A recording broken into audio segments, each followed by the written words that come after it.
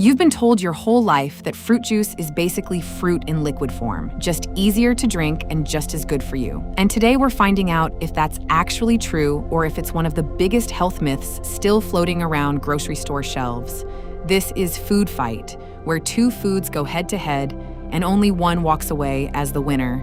And today's matchup is fresh fruit vs. fruit juice. Welcome back to Mindful Eating, where we turn everyday food into everyday healing. This is episode 2 of Food Fight. Let's set the rules. We're comparing them across 4 rounds, how much nutrition actually survives, how each one affects your blood sugar, whether either one causes inflammation, or how full each one actually keeps you. Same categories every episode because that's how you actually compare two foods fairly instead of just picking a side and defending it. Round 1 is nutrient survival. And this is where fruit juice starts losing ground fast. When you eat a whole orange, you're getting fiber, vitamin C, potassium, and a slower releasing form of natural sugar, all wrapped together in the fruit's actual structure. When you juice that same orange, you strip out almost all the fiber, and a good chunk of the other nutrients get lost in the pulp that gets tossed. You'd need 3 or 4 oranges to make 1 glass of juice, and you're drinking all their sugar without eating any of what would normally slow that sugar down. Round 2 is blood sugar impact, and this is the big one. Whole fruit digests slowly because the fiber acts like a buffer, so your blood sugar rises gradually and comes back down just as smoothly. Fruit juice has none of that buffer left, so it hits your bloodstream almost as fast as a can of soda would. Even juice that says 100% natural, no added sugar, on the label can spike your blood sugar just as hard because the problem was never added sugar. It was removing the fiber that used to control the sugar that was already there. Round 3 is inflammation, and this is where things get more interesting than people expect. Whole fruit is generally anti-inflammatory thanks to its antioxidants and fiber working together.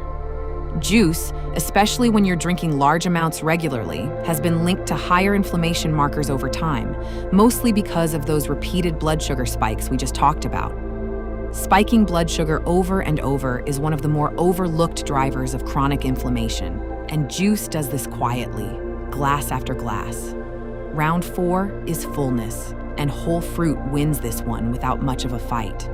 Chewing and fiber both send fullness signals to your brain that liquid calories just don't trigger the same way. You could drink a whole glass of juice and still feel hungry 10 minutes later because your body barely registered it as food. That's also why it's so easy to drink 300 calories of juice in under a minute, but you'd never eat that many calories of whole fruit that fast. So far, this looks like a clean sweep, but here's the twist.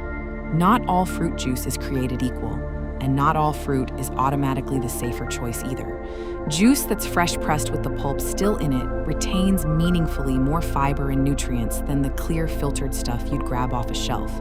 So if you are going to drink juice, pulp is doing you a favor.